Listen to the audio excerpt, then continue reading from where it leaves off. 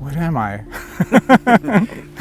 No, I think it's a painter's take. It's a painterly approach. I think the painting, drawing, and printmaking are all one thing for me, and that they come from a fundamental ambition to engage material and imagery in order to produce some sort of transformation. And each one starts with that, from that premise.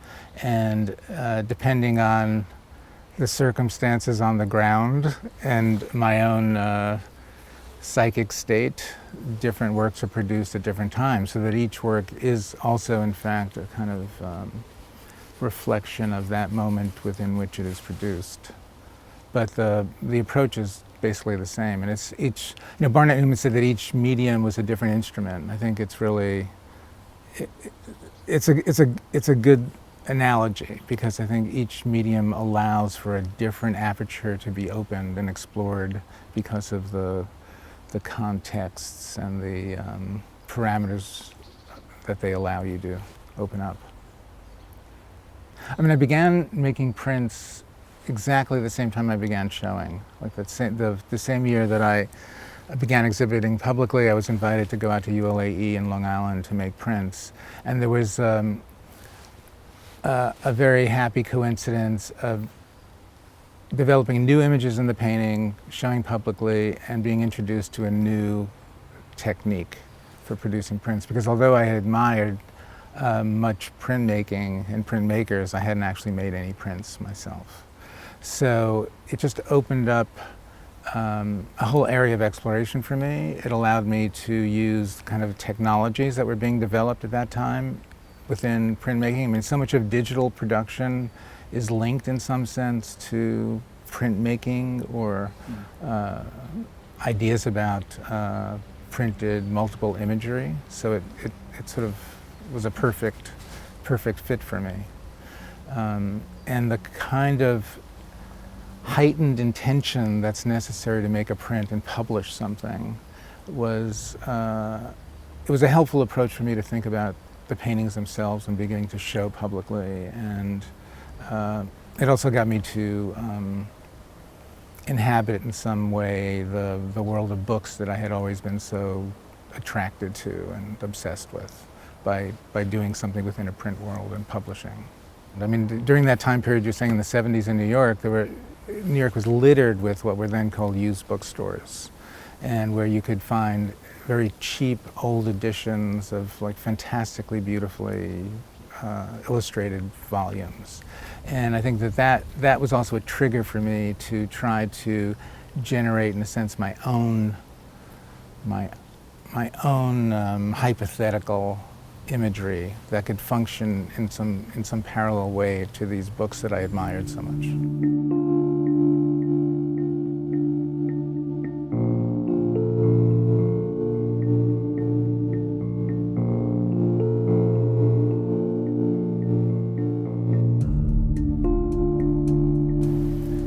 Language as a conceptual component to what the paintings might be developing and might be suggesting, and also seeing and the cursive nature of drawing as a writing, an attempt at writing or an attempt at inscription.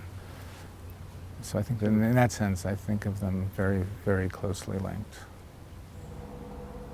I think the pictures are trying to function, in a sense, the way that I see the world functioning, whether that's within a computer screen or within a cellular structure inside a human body. It seems like we're all made of the same stuff. And that singularity, there's a kind of quest to imagine and visualize that, or have it manifest itself through this activity of painting. And that's one of the registers that painting can offer now, especially at a time when so much information and imagery is quantified to the extent that it is.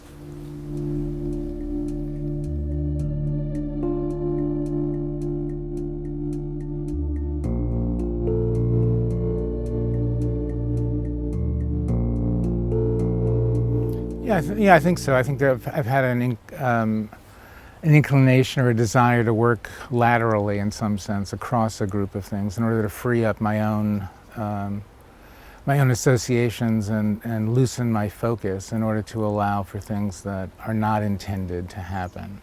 So it's a way to span a kind of subject and discover things that weren't perhaps originally intended, to allow things to develop on their own. And I think it's also an inclination of mine, something that was reinforced by work through Jasper Johns' work and minimalism and that kind of development of serial thinking. But systematic implies a kind of rational rigor that I don't think is really there. It's really a much more intuitive, felt exploration of things, and using a sort of a kind of logic of sense to find my way through a kind of pictorial solution. Because I think that in some sense the pictures are a temporal architecture, that they're a record of their own making, but they're also tracking the course of the image's development. And it's through that process of developing the images that I'm finding or trying to locate a possible meaning within the imagery.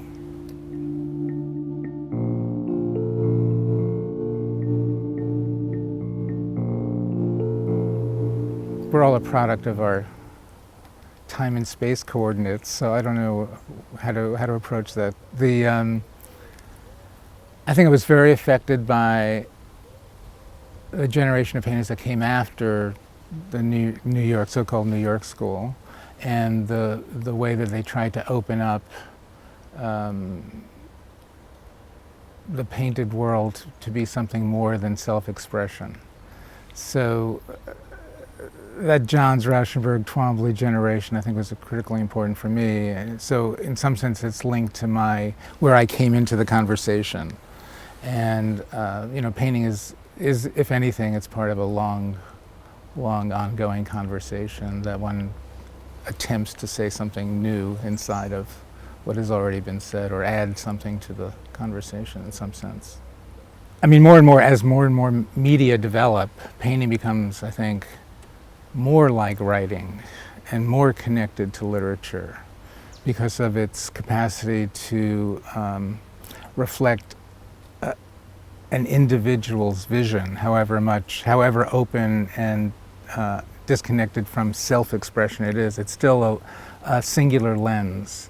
And as so much art and culture becomes more multivariant in terms of the way that the works are generated, it becomes more unique to have that kind of singular lens as being the aperture through which we see this fictive world.